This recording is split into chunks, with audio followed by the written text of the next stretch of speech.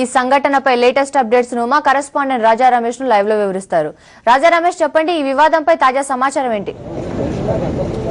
Priya, TDLP కార్యదర్శి, Kovvur Telugu Desam party శాసనసభ్యుడు TV రామారావుపై తన విద్యా సంస్థలకు సంబంధించిన ఒక నర్సింగ్ విద్యార్థినిపై అత్యాచారం చేసి హత్య చేశారనే ఆరోపణలపై పోలీసులు రెండు కేసులు కూడా నమోదు చేశారు. అయితే అంతేకాకుండా ఇప్పుడు ఈ హత్యకు గురైన లేదా అత్యాచారానికి హత్యకు గురైన అమ్మాయి ఎక్కడ ఉంది, ఆ అమ్మాయి డెడ్ బాడీ ఎక్కడ ఉంది, కళాశాలలో ఉన్న రక్తపు మరకలు ఎవరివి, వాటిని చెరిపేందుకు ఎవరు ప్రయత్నించారనే కోణం మీద కూడా పోలీసులు దృష్టి సారించారు. దీనికి సంబంధించి ఇప్పటికే డాగ్ స్క్వాడ్స్, క్లూస్ టీంలు కూడా రంగంలో దిగాయి. అయితే మొత్తం మీద ఈ వ్యవహారంలో పోలీసుల వ్యవహార శైలి కొంత ఎమ్మెల్యేగా ఉండటం వల్ల కొంత ఉదాసీనంగా ఉందని స్థానికులు కూడా అభిప్రాయపడుతున్నారు. దీనికి సంబంధించి ఇక్కడ ప్రత్యక్షంగా నిన్న జరిగిన హైడ్రామాను ప్రత్యక్షంగా వీక్షించిన స్థానికుల గురించి వాళ్ళ అభిప్రాయాలు కూడా అడిగి తెలుసుకుందాం. ప్రస్తుతం మన దగ్గర శ్రీధర్ ఉన్నారు, శ్రీధర్ని అడిగి తెలుసుకుందాం. సార్, శ్రీధర్, చెప్పండి, నిన్న జరిగిన హైడ్రామా నేపథ్యంలో పోలీసుల వ్యవహార శైలి ఇప్పుడున్న పరిస్థితుల్లో పోలీసులు ఏమాత్రమైన సెక్యూరిటీ కల్పించారని మీరు ఏమైనా భావిస్తున్నారు? ఈ కాలేజీ నిన్న 7 గంటల ప్రాంతంలో మేము ఇక్కడి నుంచి వెళ్తున్నామండి. ఇక్కడ వచ్చినప్పుడు పబ్లిక్ మొత్తం చాలా మంది ఉన్నారు. అందరూ ఏదో టీవీ రామారావు గారు ఏదో హత్య చేశారు ఏదో అనడంతో మేము ఇమీడియట్ గా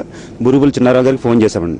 ఆయన వీటిని 10 minutes లో వచ్చారు. వచ్చేటప్పటికి ఎస్ఐ గారు, మన రమేష్ గారు, ఇంకా మన మీడియా అందరూ కూడా ఇక్కడ ఉన్నారు. ఎవరు లోనికి వెళ్ళట్లేదు. లోపల కుక్కలు వదిలిపెట్టేశారండి. కుక్కలు ఉండటం వల్ల ఎవరు లోపలికి వెళ్ళలేకపోతున్నారు. తర్వాత చిన్నారావు గారు మీడియాని అందరిని లోపలికి తీసుకెళ్లారు. తీసుకెళ్ళిన ప్రతి ఒక్క రూమ్ తనిఖీ చేస్తుండగా కొన్ని రూమ్లో మరకలు కనిపించినాయి. ఇక్కడ వరండాలోని బ్లడ్ మార్క్స్ అన్ని బాగా ఎక్కువ ఉన్నాయండి. ఇప్పుడు మీరు చెప్తున్నారు వరండాలో కూడా బ్లడ్ మార్కులు మీరు చూశాను, ప్రత్యక్ష సాక్షి అని చెప్తున్నారు. అట్లాంటి కీలకమైన ఆధారాలు ఉన్నప్పుడు ఇక్కడ కనీసం సెక్యూరిటీని పోలీసులు ఏర్పాటు చేయలేదు.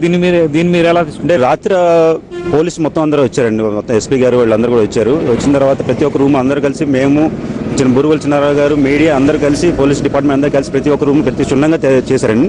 ఎక్కడెక్కడైతే మరకలు అయి ఉన్నాయో అక్కడంతా కూడా మీడియా వాళ్ళు మొత్తం రికార్డ్ చేసి పెట్టినారు. అయితే పై ఫ్లోర్కి వెళ్ళేటప్పటికి పైన కరెంటు అంతా కూడా వాళ్ళు అంతా ఆఫ్ చేసి ఉన్నారండి. అయితే కరెంట్ ఆఫ్ చేస్తున్నారు. పైన లేడీ హాస్టల్ ఉండటం వల్ల బురుగుల చిన్నారావు గారు అందరూ కూడా పైకి వెళ్ళడం బాగోదు, లేడీస్ హాస్టల్ నుండి కిందకు వచ్చేసాము.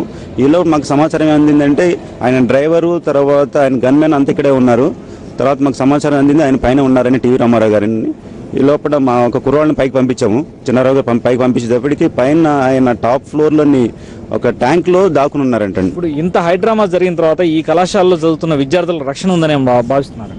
ఇక్కడ ఇప్పుడు రక్షణ ఉన్నది అని భావించడానికి మీరు అందరూ చూస్తూనే ఉన్నారు. ఇక్కడ హత్య జరిగింది, ఇక్కడ ఎంత జరిగినా కానీ ఒక టీడీపీ ఎమ్మెల్యే ఈ రకంగా చేశారని అంతా ఆయన దాక్కోవాల్సిన అవసరం లేదు. ఆయన తప్పు చేస్తే దాక్కోవాల్సిన అవసరం లేదు. ఇంత జరిగిన తర్వాత కూడా ఇక్కడ లోకల్ ఎమ్మెల్యే శేషారావు గారు, టీడీపీ ఎమ్మెల్యే శేషారావు గారు కనీసం రాత్రి 3 గంటలు 4 గంటల వరకు మేమందరూ కూడా స్టేషన్ దగ్గర ఉన్నాము. ఆయన ఇంతవరకు స్పందించి ఇంతవరకు స్టేషన్ దగ్గర కానీ ఇక్కడ జరిగిన రాలేదండి. ఆయన రాలేదు. మరి ఆయన ఉన్నారా లేదా మా నాయకుడా కాదో తెలియకుండా ఉంది మాకు. ప్రియా, మొత్తం మీద ఇక్కడ వ్యవహారం చూస్తే కనీసం ఇక్కడ తెలుగుదేశం పార్టీకి సంబంధించిన ఒక శాసనసభ్యుడిని తీవ్రమైన నేరాలు అంటే అత్యాచారం నేరాల మీద అరెస్ట్ చేసినప్పటికీ కూడా స్థానిక శాసనసభ్యుడు కూడా ఇటువంటి జోక్యం చేసుకోలేదు. అంటే ఈ విషయంలో ఖచ్చితంగా నిజాలు ఉంటాయి. ఈ నిజాల్ని వెలికి తీయాల్సిన అవసరం ఉందని స్థానికులు భావిస్తున్నారు. Priya, thank you Raja Ramesh.